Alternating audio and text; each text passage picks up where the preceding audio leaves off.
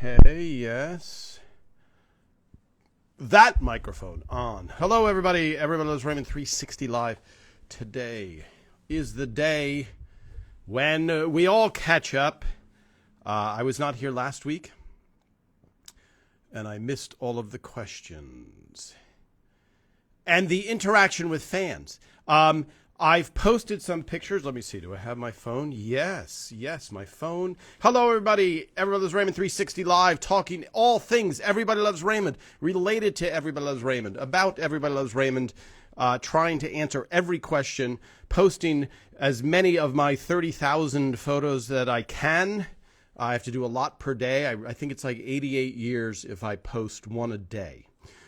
So that's a long time. Hello, Bobby in Hawaii. I am Tom Caldabiano, writer on Everybody Loves Raymond, but also took a lot of behind-the-scenes photos.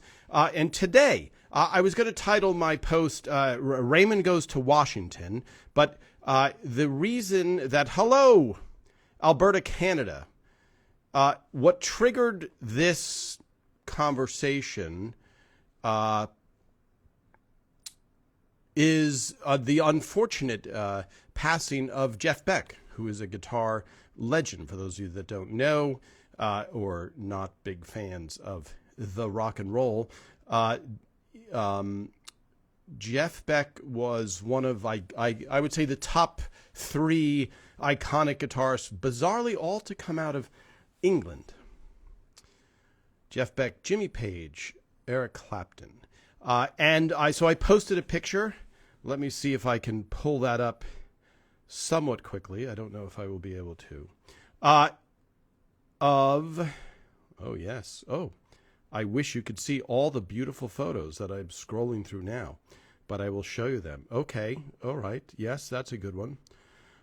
File this under the most annoying thing you can do on a live Zoom. Yeah, I'm looking for, and I posted it. Here we go. Yes.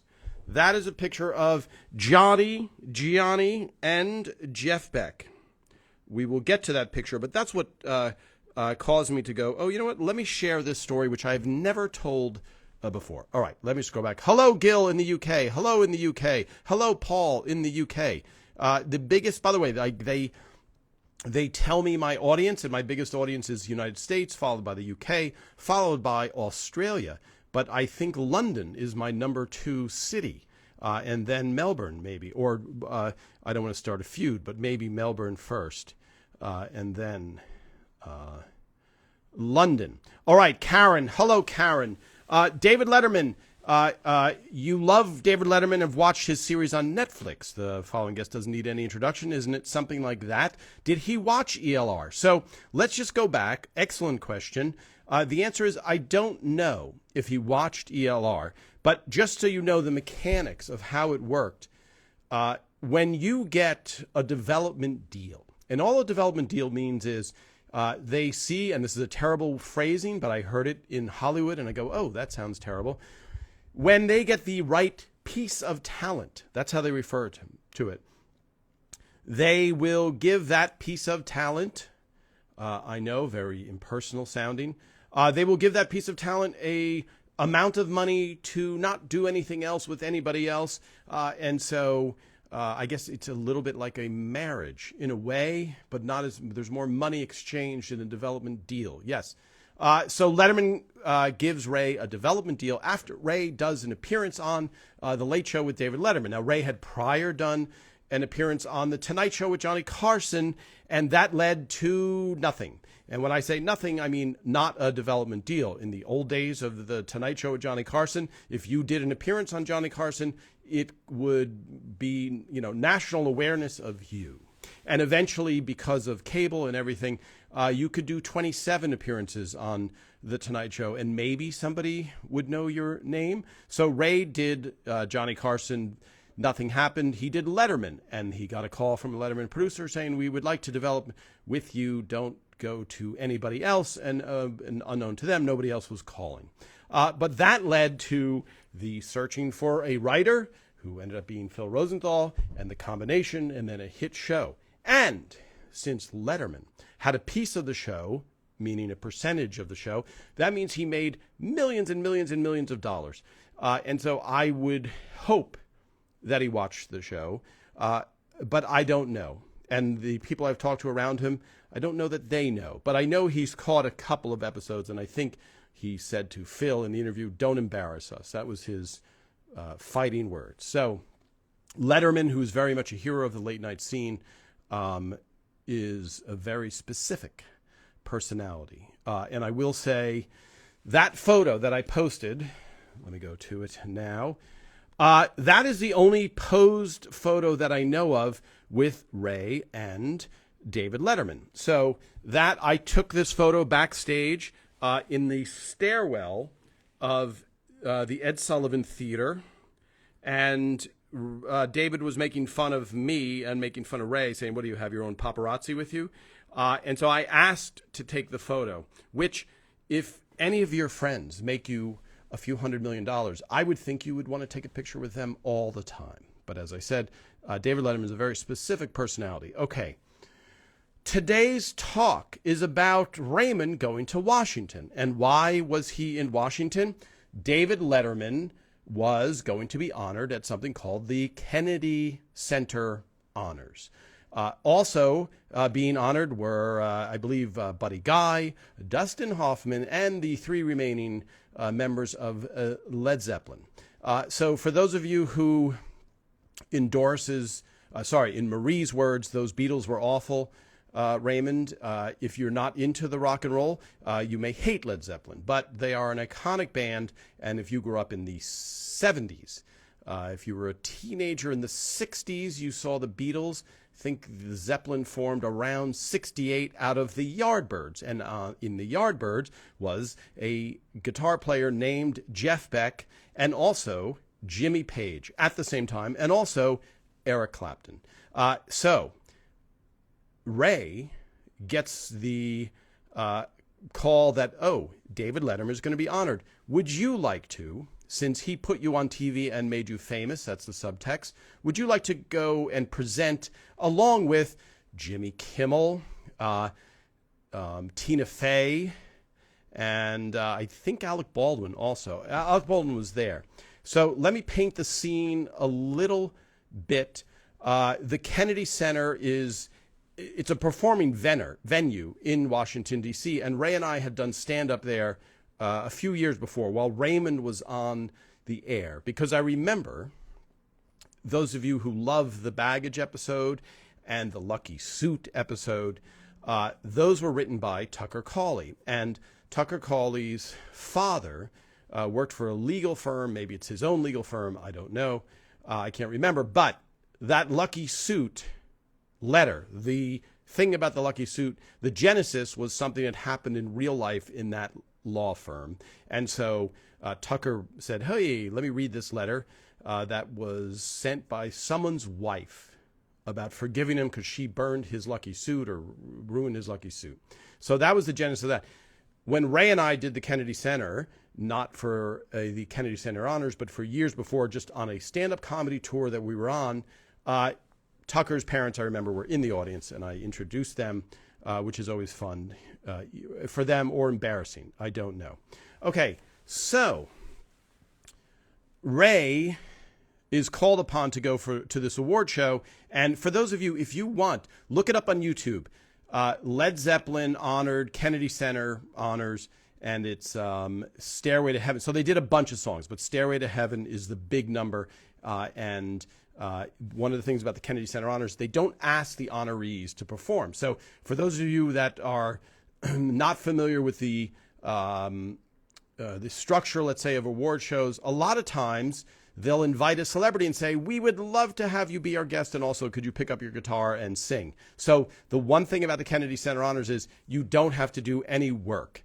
And even, especially for stand-up comedy, when they say, can you host this? Well, if you take it seriously, like Steve Martin or Bill Murray, when they would go on Letterman, they would really, really prepare, as did Ray. So Ray's appearances on Letterman after that initial appearance, he would work for months to do that 6 minutes of stand-up that he would do on the couch. So when David Letterman or any talk show host goes, so Ray, what happened with your wife and something? And then Ray, oh yeah. So that's all material that Ray has really, really ironed out.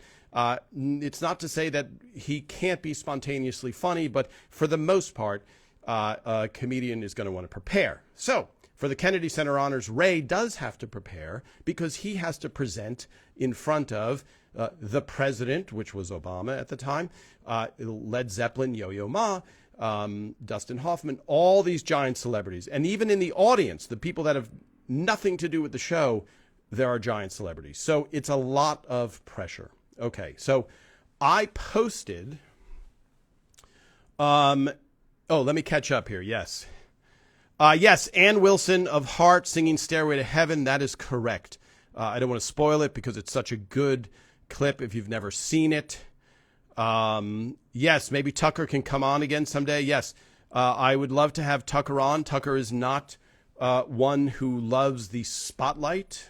Oh, hold on, let me take a drink. And I appreciate everybody who's been sending in these pictures. There we go. The delicious backwards because it's Instagram thing. Love the Beatles, still do, and I was only 8. Yes, you're not alone in loving the Beatles, and I think Marie's statement was a perfect funny thing of like, okay, now that all the hoopla is over, Raymond, and it's 40 years later, let's admit they were terrible, which would be the comedy portion. Okay, so I've shared some photos on the old Instagram, and I have many more to share. But let's tell the story of Ray. We fly to Washington, D.C. It's a big to-do. There's a dinner, an award ceremony the night before, which I did not go to, at the White House. But there's a preparation for the whole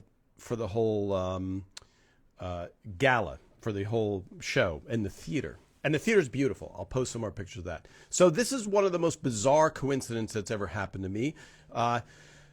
Ray does the sound check. So for those of you that have not done any of this before, you have to go into the theater. And even though it's Ray talking into a microphone as a stand-up versus a band where you're like, oh, okay, the bass is a little low, whatever. It's literally you just walk on stage and go, check, check, check. Okay, here's my sight lines. Okay, great.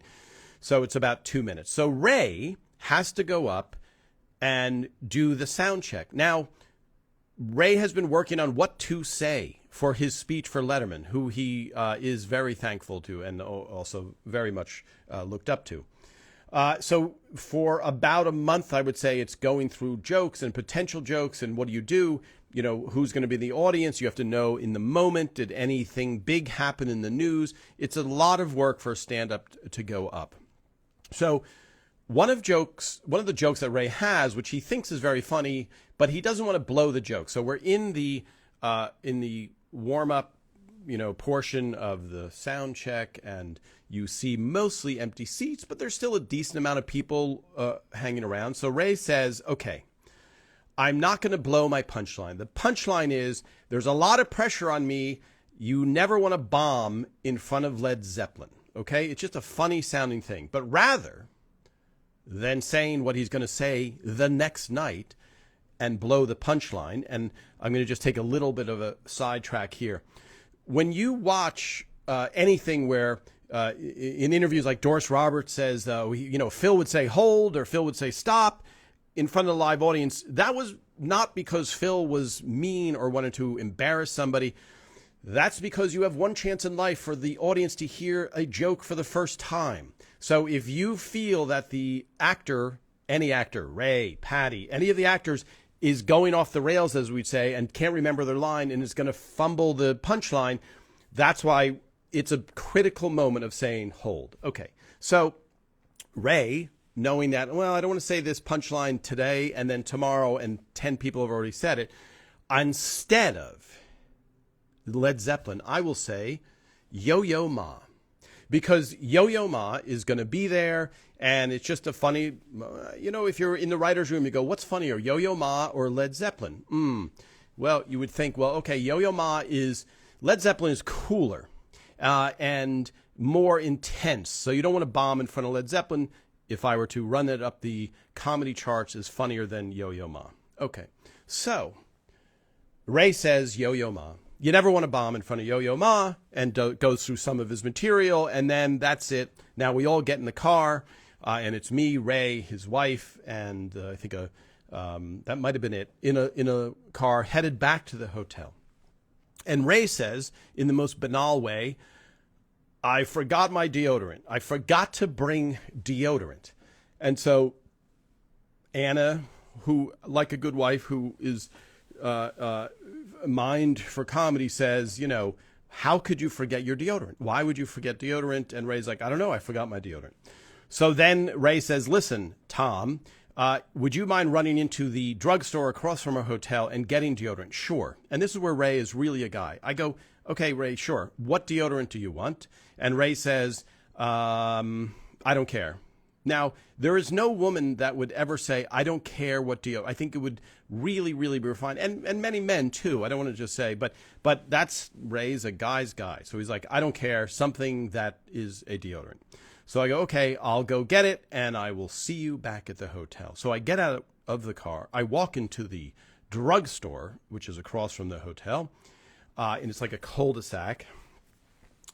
And I walk into the deodorant aisle, and then I'm walking back towards the checkout counter, and standing there listening to the story about Ray telling a joke, and the punchline is Yo-Yo Ma. Listening to that story is Yo-Yo Ma. So Yo-Yo Ma is standing in the drugstore listening to the story from his friends who were at obviously the dress rehearsal, and saying, you know, Ray Romano just did a joke. He said, you never want to bomb. And so I have my camera and always on me. And so I discreetly take a picture of Yo-Yo Ma listening to this story. Now, for those of you photographic geeks, I have let me see, is it handy here? Yes, it is handy, but I might have to knock 9 things off of my desk to get it. So I actually, here's, because I took a picture of Woody Allen also in this way. This is one of my many cameras. This is a 16 millimeter fisheye lens. And when it's hanging from my neck, it's upside down. So I took a picture of Yo-Yo Ma, so I didn't take out a camera and point the lens at him. And so I shot it upside down, like, oh, maybe I got him, maybe I didn't. But at least it was photographic proof of the most bizarre coincidence that I'm listening to somebody tell a Yo-Yo Ma punchline to a Yo-Yo Ma. Okay, so now the next day is the show. We go up for the show. It is packed. Everybody's in a tuxedo. It is a formal event. Sitting in the stands above us are Letterman, who, by the way, I did not see one time the entire weekend. And I don't know, other than the ceremony and the White House, I don't know that Ray did either. But sitting there is Letterman. I guess Dustin Hoffman is there, Buddy Guy, the president and his wife, the first lady, and Robert Plant, Jimmy Page, and John Paul Jones, who are of Led Zeppelin. So now Ray goes up, and one of his jokes, we went back and forth, and Ray bounces off of the writers, like, what about the punchline for this? And it was something about being behind in debates, because at this point, and again, here, I will say this.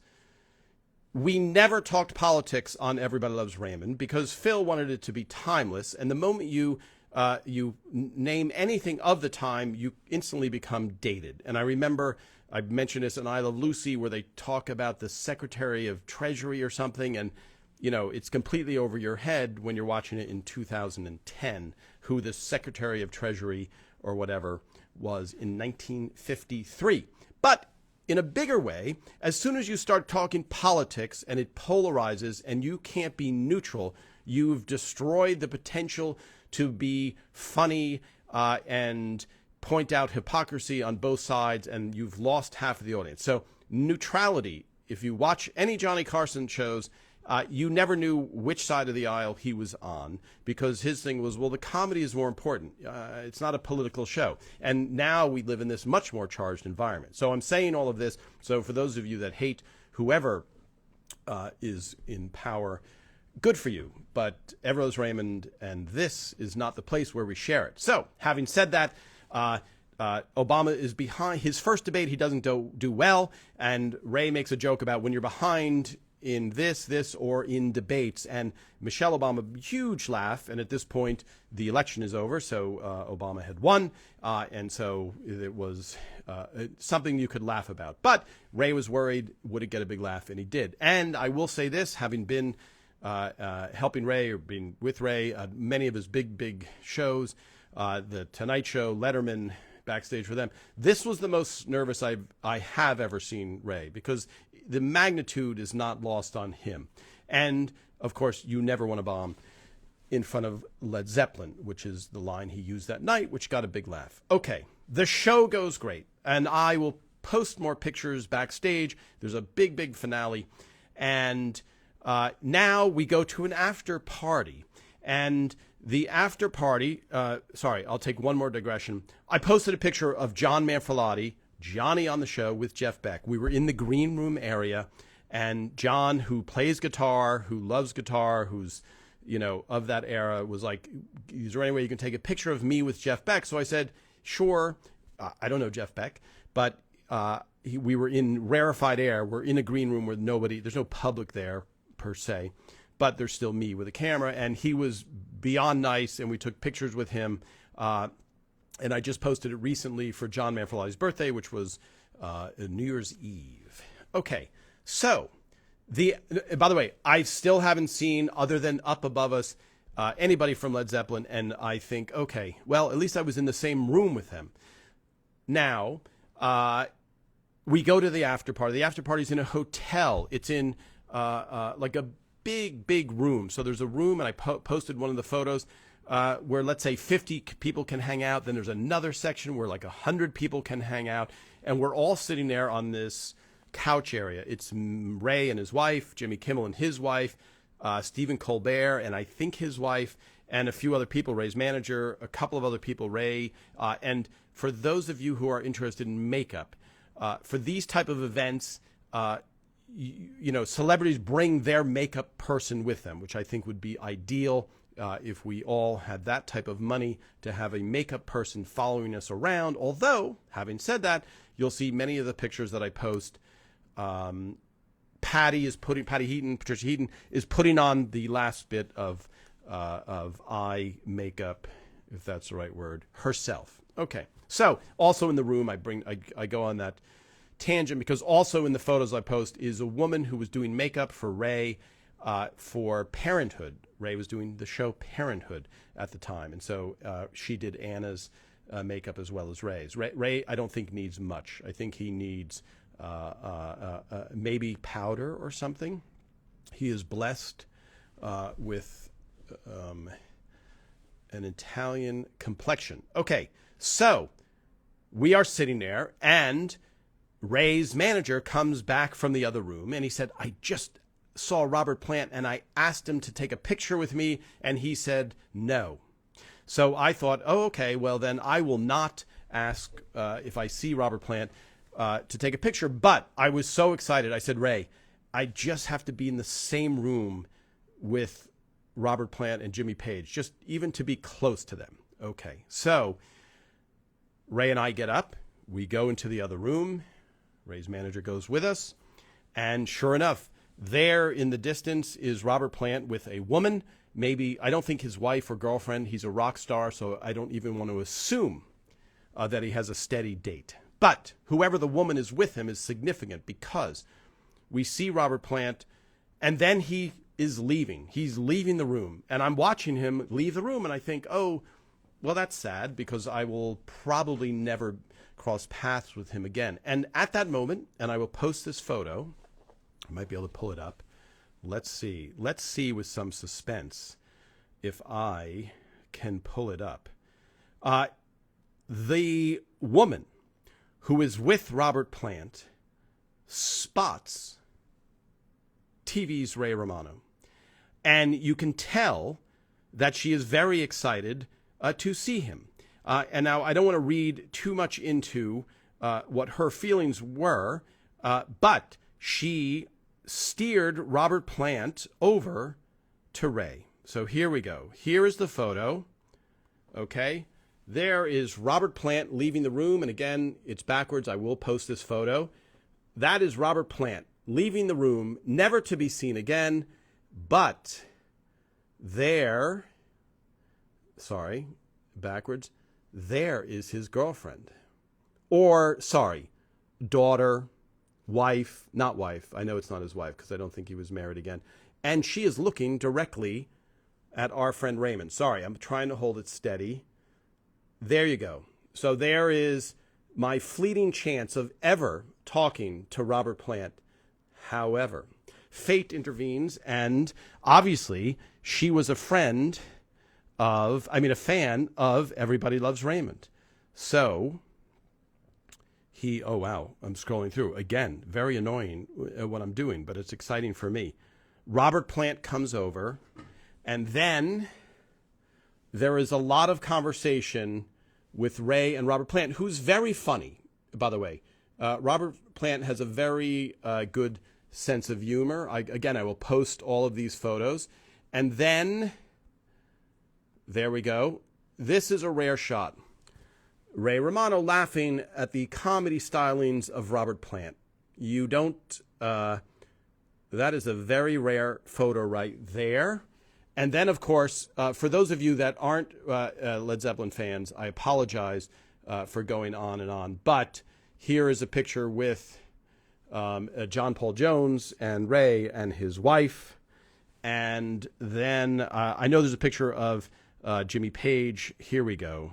Last photo of, and there is a photo of Jimmy Page with a big smile on his face and Raymond, which I would call these, of the 30,000 photos that I took of the Raymond years, these are some pretty cool ones. So there you go. And I will tell this little secret. Raymond is not a big fan of Led Zeppelin. Not that he doesn't like them. He loves them, the songs, but he didn't know the names of the people in them. He's more of a soft 70s rock fan and the group Chicago. So it was not a matter, I'm sure it's like many of you who know Led Zeppelin but don't necessarily know it. Okay, let me catch up on that portion, because then there's another chance when Ray goes to goes to Washington for another event. Okay, Yo-Yo Ma. Oh wow. Okay, I've missed a lot of comments, so let me go back. And again, for people that are rewatching this much, much later, all of the comments go away. What stag was the restaurant scene done? Okay, let me go back, Leo. Good question. Wow. Okay. Yes, Hart. There we go. Sing. Yes, Deborah Hart. Just found it on YouTube. Yes, it's very... Did I meet Obama? Well, I will share the second part of the story. Rewatching the rest of season 7. It's my favorite season of the show and has my favorite episodes of the show, Meeting the Parents, Just a Formality, and Robert's Wedding. That's awesome. And I have to say that a lot of the comments that I see from people, when we wrote them, and I was talking to Ray the other day about this, when we wrote the episodes, if you wrote, Phil wrote the pilot in 1996, and so the last writing of the show was 2005. So you guys have the benefit, in a good way, of seeing the shows right after another anytime you want, all the time. So when you see, well, their character was a little bit different then, which is not necessarily a bad thing because characters do grow, but when there's a continuity error or something like that, it's so glaring when you're watching season 1 next to season 7. But for us, we're not privy to, even though we wrote it, we're not privy to watching it. So, Leo, Tom, I just saw the episode from season 1, The In-Laws. What stage was the restaurant scene done? That was on Hollywood Center. That was at Hollywood Center Studios, where we were, season 1, stage 3/8, which is next to the original I Love Lucy stage. Yes, CCW, meow, you love your mugs. That is awesome. Hello, Stacy. Just got your quote mug. That's awesome. Send pictures, by the way. If you send pictures to Instagram to message me, somebody will see it, potentially me. So the Stipes, Leo, that's a very good question. The Stipes. I want to have, I think that was a Steve Scrovan script, but we talked about that in the writer's room, I remember. That's a great, remind me to put a pin in that. Hello, Teresa. Your Raymond's birthday is tomorrow. Interesting. Close to Ray's twins' birthdays. I was rewatching the pilot, and it sounded like Deborah said Matthew. I think she said Michael. Yes, so there's a lot of conversation I see about that. Ray's real-life twins are Matthew and Gregory, and the pilot, they were named Matthew and Gregory, and for some reason, Ray thought, you know what, let me give them some anonymity and change their name to Michael and Jeffrey, but kept the daughter's name the same name as his. And also, for those of you who go, why does his daughter on the TV show have blonde hair? Ray's real-life daughter has a recessive gene and has blonde hair as well. Okay, let's see. Yes, I will save this live. The live always gets saved and gets posted. Here we go, scrolling to catch up. Karen Cooney just looked up Yo-Yo Ma. Had not heard of him before. That is the beauty of the exposure to different things. Yes, Yo-Yo Ma is an incredible musician, cello player, and very open-minded. And if you watch, not only is there a photo that I have of him, if you watch the clip on YouTube of Led Zeppelin, Stairway to Heaven, you'll see at about, I'm going to say 3 minutes and 40 seconds or something into the video, you'll see they have a close-up of Yo-Yo Ma cheering as they are singing. So, yes, Golden Girls talk politics. Good for them. How does that age? My guess is not well. Hello, Adam, if you're still here.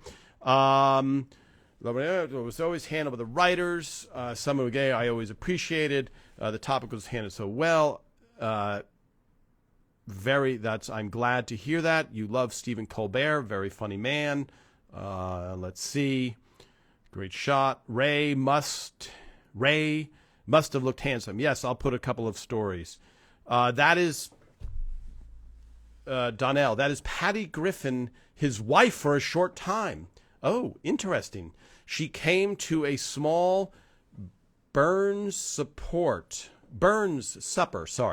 I hosted in Austin. Crazy. He really doesn't like photos. Robert Plant? I don't know if I think he doesn't like, excellent, Donnell, excellent.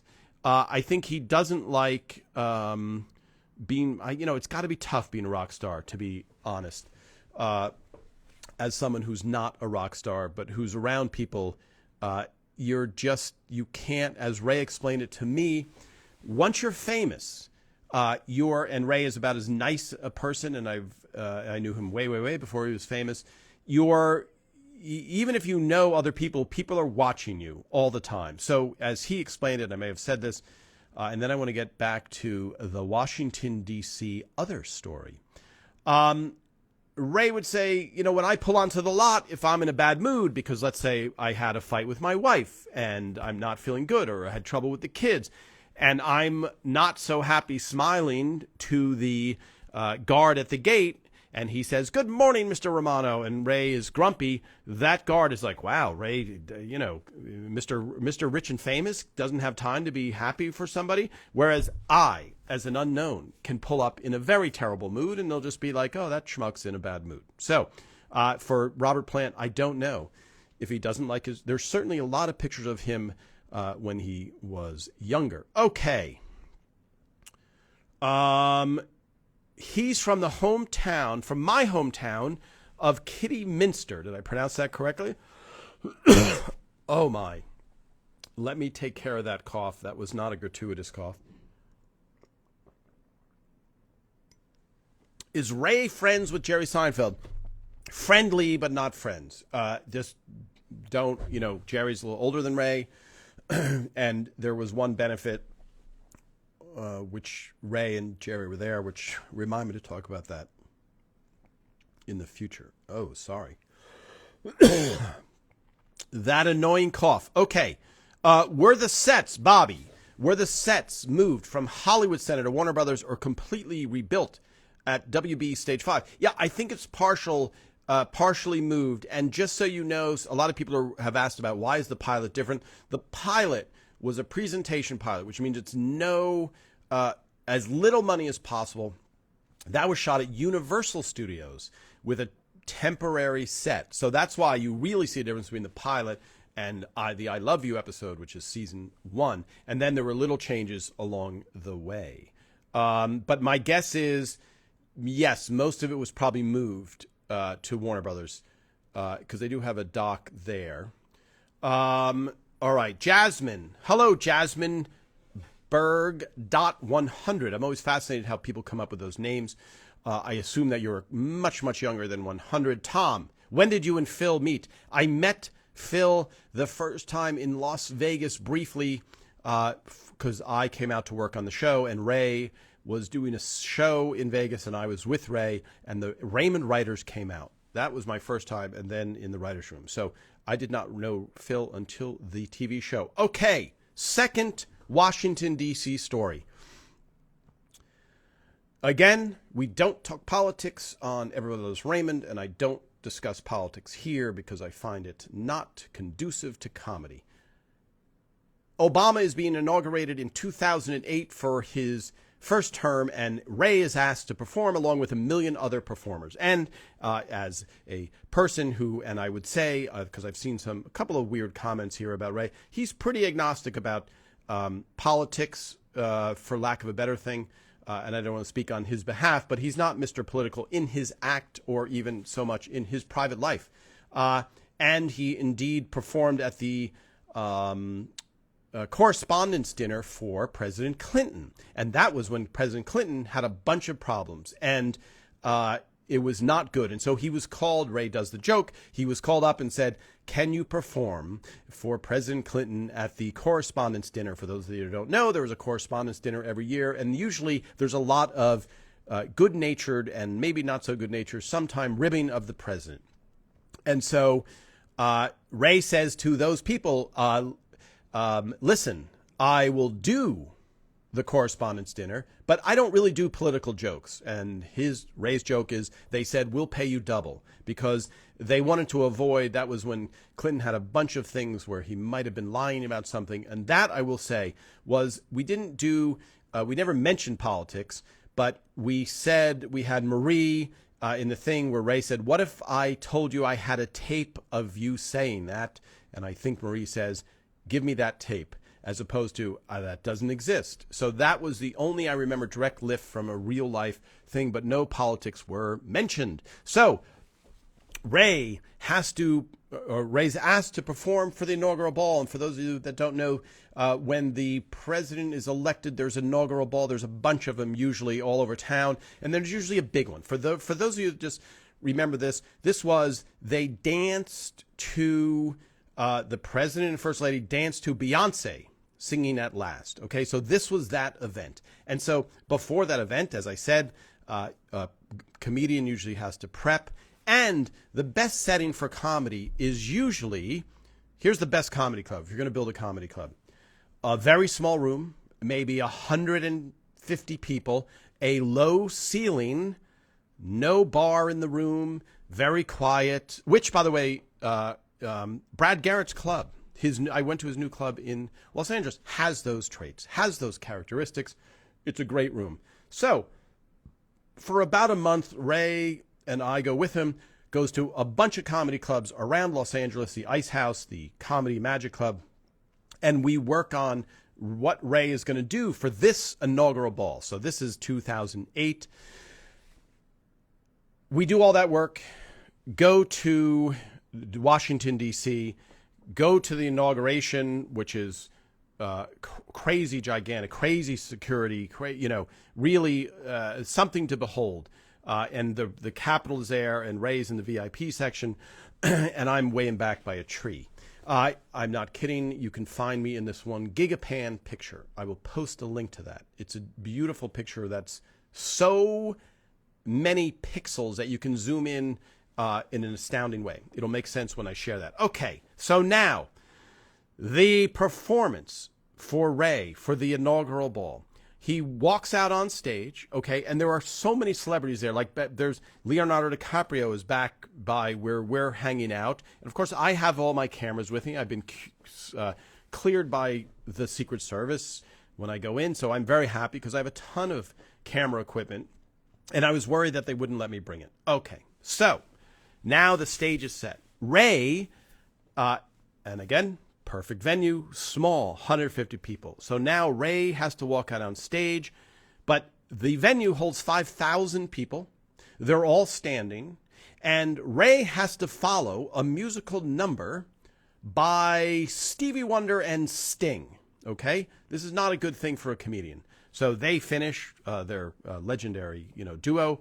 Ray walks on stage. While Ray is on stage, this is a televised thing, by the way. I think it was called the Neighborhood Ball. Behind Ray is the scrolling Declaration of Independence. So as Ray's telling his jokes, his clever little word play, the Declaration of Independence is scrolling behind him. Then, on either side of Ray, being hoisted into the air simultaneously, are scantily clad women dressed for Cirque du Soleil. So they look like gymnasts. They have, revealing outfits, and they are climbing. They are climbing ropes on either side of Ray while Ray's doing his little clever wordplay jokes. Okay, so that's bad. That's very bad for a comedian to have scantily clad women on either side being hoisted up to your left and to your right. Then I thought, well, this can't get worse. And I'm sitting on the side of the stage watching, Ray. Stage, I forget. I'm stage right, which comes into play later on. So then I think, well, this is terrible. This is a very terrible comedy room, scantily clad women, 5,000 standing people who are just excited. And about halfway through Ray's set, I notice everybody turns away from Ray. And what had happened is, by accident, someone in the crew had raised the curtain, and standing behind the curtain was Jay-Z ready to perform. So now it's scantily clad women, 5,000 standing people, and Jay-Z. So when you watch it, you don't know any of this. You just see, oh, there's Ray doing his set, and it seems like people are a little bit distracted. And then Ray says, okay, and introduces Jay-Z. Okay.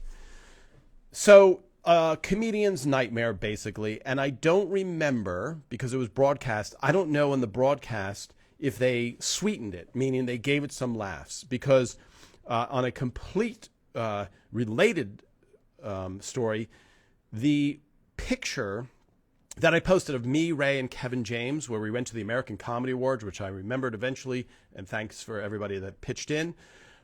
Jeff Dunham won an award that time, and Jeff Dunham went on stage. Jeff Dunham is a ventriloquist who's really, really funny. He goes on stage at this award show, and L.A. can be very snobby towards anybody with a prop, okay? So he's considered a prop act, a brilliant comedy act, but nonetheless a lot of snobby people, let's say, and he does not do well. And Ray and I were there with Kevin James, and we're like, oh, he did not do well. But when they broadcasted it a month later, they sweetened it with a bunch of stand-up, with a bunch of laughs, and it looked like he killed. So in Ray's thing, I think it was live. I don't think they had the chance. Okay, here's the end of the story. And I will post these pictures for you. When I'm standing watching Ray, he finishes, and then a Secret Service guy comes up to me and he goes, where are you going to be in the next 2 minutes? And I go, it was an odd question. I thought, here? I mean, I didn't, And he said, okay, just don't go over there. And so I said, okay, I will stay right here.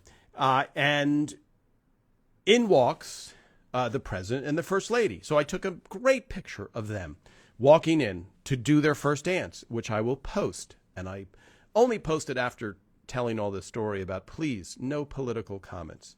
Then the story gets better. I go, oh, they're going to exit that way. Let me walk over there after the first dance, and then I'll get 2 seconds of them walking by into the next event. However, I go there, and I'm sitting there, and sure enough, they finish their first dance, this monumental first dance with Beyonce singing, and here comes the president, and I get a perfect shot of him, and you see 2008 in the background, and it's a really perfectly framed shot. I'm like, okay, I got that shot. And then, unknown to me, the president stops about 2 feet away from me, and out comes Robin Roberts, who's an American journalist, and she's doing an interview in front of me. Like, I'm now stuck. So the Secret Service, I have not planned this, the Secret Service comes over and they stand leaning against my leg. So I'm crouching down, and I was expecting to say, you have to leave here, because I could reach out and touch the new president. But they didn't make me leave, but they had a Secret Service guy literally standing against me. But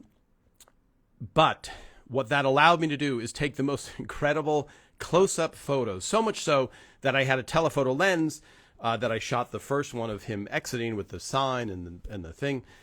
And I ended up taking an amazing amount of photos because I was, in fact, trapped by the Secret Service, who I thought, yes, I guess if I lunged at the president, I could get there pretty quickly. Not that I would, but it's a lot of pressure when the Secret Service is physically leaning against you. But those pictures, I will post some of those pictures, and when somebody writes how much they hate Obama or loves Obama or whatever, my people will probably delete any inflammatory comments. So just let your friends know. And I know that's not my audience. And I really appreciate when I go to other sites that like Everett Rose Raymond, I think, oh, there's a lot of questions there. And almost everybody that watches ELR 360 Live here on Sunday will know how to answer many, many, many of those questions. We have a very well-versed crowd here. All right, let me scroll back. Let me see. Yes, best show ever. Okay. Oh, that sucks for Ray. Yes. That was a tough one for Ray. Yeah, that was quite a big event. Was this on TV? Yes, the Neighborhood Ball was on, I think, ABC. I think it was on ABC. It was crazy. And again, for those of you, I was going to post the original Jeff Beck when Jeff Beck passed. For those of you who don't know, Jeff Beck is a legendary guitarist who passed earlier this week suddenly from like bacterial meningitis, and I think he was performing like 3 months ago. So he was a healthy guy, and so it really was a shocker. But that kicked me off for telling all of this story about the trips to D.C. So I will post, everybody. Do you think Ray would make a good candidate? Karen. Hello, Karen. I've seen a few roasts. Betty White, Bruce Willis. Do you think Ray would make a good candidate? I don't know. I mean, anybody can. Ray is such a nice guy and pretty innocuous in that way. It'd be like roasting Mr. Rogers to some degree. Why was Ray always drinking ginger ale? Ray did not drink coffee, and Ray liked ginger ale. So at the beginning, they made a deal with Canada Dry ginger ale. Yes. What was the thought process? Okay. What was the thought process? A few more questions. With changing Kevin James' character from Kevin to Doug from King of Queens. I will explore this more another time. But the short of it is, King of Queens is a show written by Michael Whitehorn and another person. Nothing to do with Kevin. They cast Kevin in the role of Doug.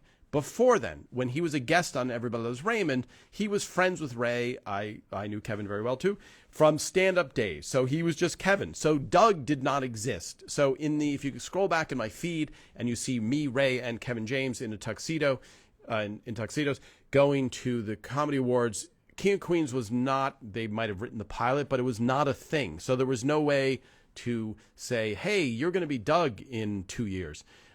So I don't know how the creators of that show, and I'll try and get, I know a friend of mine wrote on that show from the beginning, and also wrote on Kevin Can Wait. I'll see if I can have him on, if you would like that. I also wanted to have a writer from West Wing, just to hear the difference in drama versus comedy. Let's see. Let me see this. Sorry, scrolling down. This is one of my favorite pages ever. Thank you. Spread the word. about ELR 360. Oh, you did send a pictures on Christmas Day, the 2 mugs. Okay. That's awesome. Yeah. So the mug, if you go to our shop, this is our quotes mug. This is a big seller. And then the Everybody Loves Ray, just Everybody Loves thing. Oh, look at that. You can tell it's not fake coffee. I'm drinking real coffee. There we go. All right. Final questions. And then I will see you guys. And again, I will post these pictures. Refrain from angry comments because you'll be blocked and deleted. All right. Meredith, you thought King of Queens. Yeah, common thought that King of Queens was a spinoff from Everybody Loves Raymond. Had nothing to do with Everybody Loves Raymond at all. Independent show, completely. And so, but it makes sense. Loved West Wing. Can Allison be on? Oh, yes. Allison is delightful. I know she doesn't love doing interviews, but we'll see. Okay, Bobby in Hawaii. Aloha. Thank you very much, everybody. I will share a lot of photos. Thank you for coming back every single week. Again, you can find us on Facebook. You can find these on YouTube also eventually. And keep your questions coming. I answer or read every single comment. I don't necessarily answer them right away, but I try and get around to them. All right. Thank you very much, everybody. See you next week.